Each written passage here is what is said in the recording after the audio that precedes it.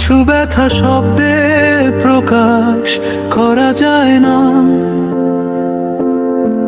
শুধু ভেতরে ভেতরে নিঃশব্দে কাঁপিয়ে দেয় পুরো মানুষটাকে।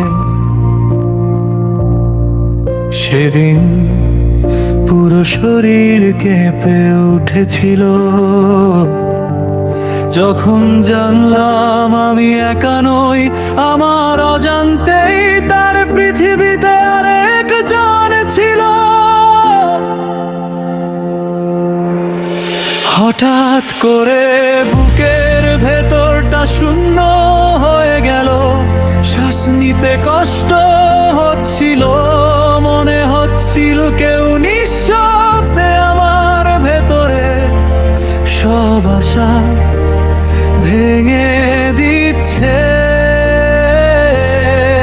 আমি তো তাকে বিশ্বাস করেছিলাম, শুধু ভালোবাসিনি, ভরসা করেছিলাম নিঃস্বার্থভাবে, নির্দ্বিধায়, এমন ভাবে যে তার নামের পাশে অন্য কারো উপস্থিতি কখনো কল্পনাতেও আসেনি।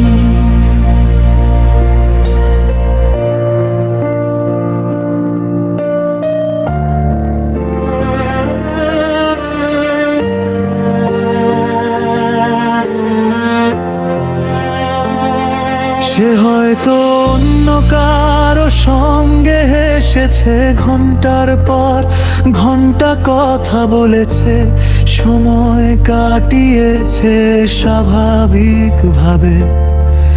আর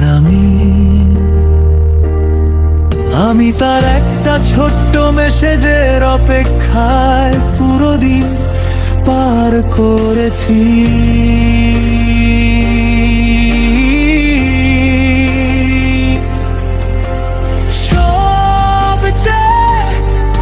বেশি কষ্ট দেয় প্রতারণা না,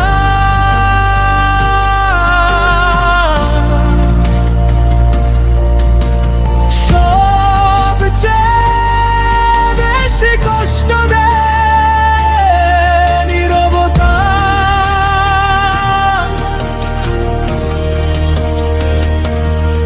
যখন কেউ কিছু না বলেই আপনার বিশ্বাসের ভেতর আর একটা গোপন দরজা খুলে রাখে,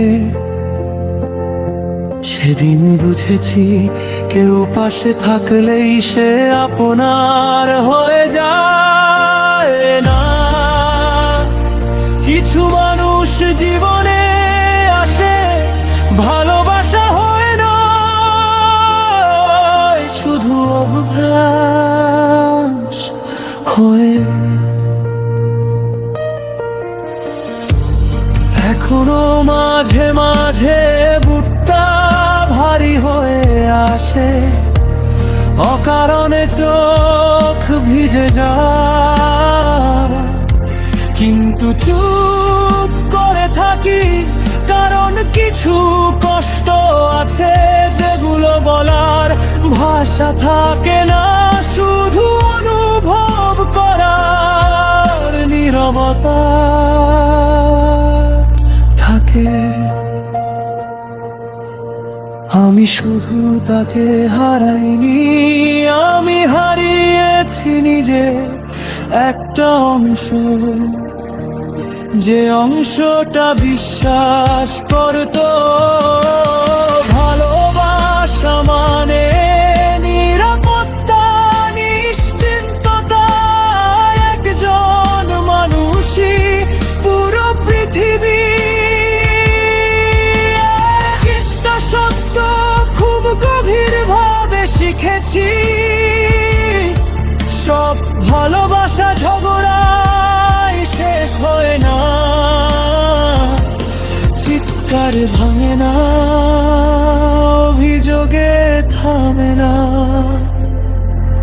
কিছু ভালোবাসা চুপচাপ মারা যায় নীরব বিশ্বাস ভঙ্গের ভেতরে, যেখানে শব্দ নেই, কিন্তু ভাঙার শব্দটা শুধু হৃদয় শুনতে পায়।